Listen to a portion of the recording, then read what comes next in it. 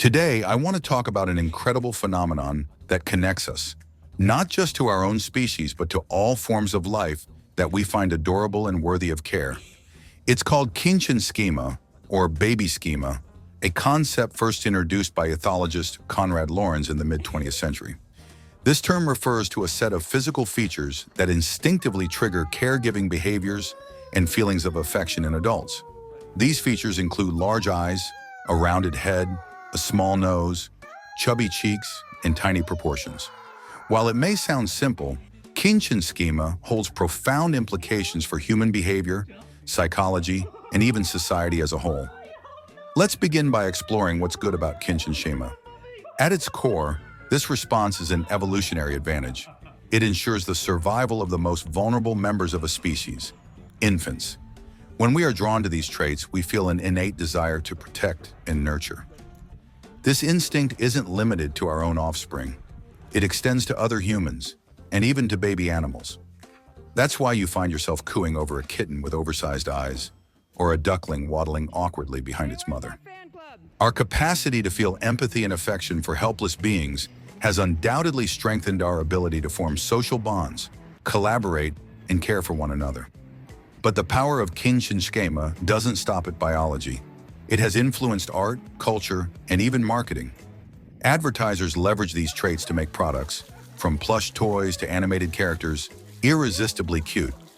Think of the global phenomenon of characters like Baby Yoda or Pikachu. Their designs are crafted to evoke those same protective, affectionate instincts, proving that Kittens schema has transcended the natural world and embedded itself in our daily lives.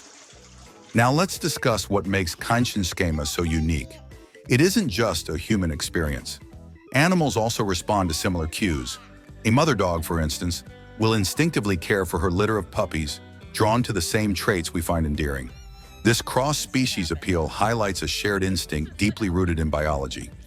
Yet in humans, Kittens schema is amplified by our cognitive and emotional complexity.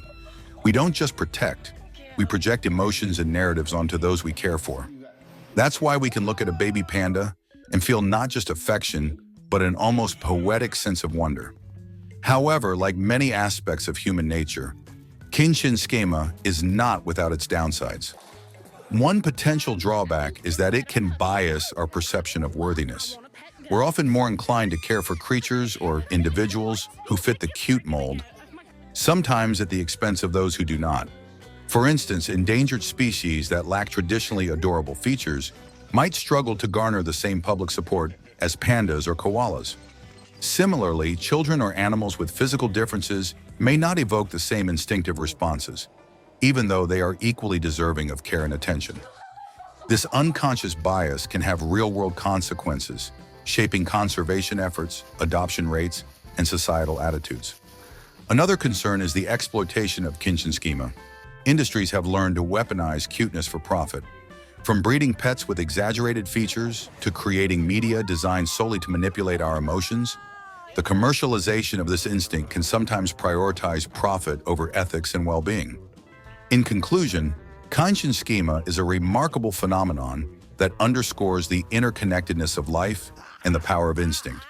It fosters empathy, strengthens bonds, and even inspires creativity. Yet it also serves as a reminder of the need for conscious awareness. By understanding this instinct, we can channel it in ways that are both compassionate and inclusive, ensuring that our capacity for care extends beyond appearances.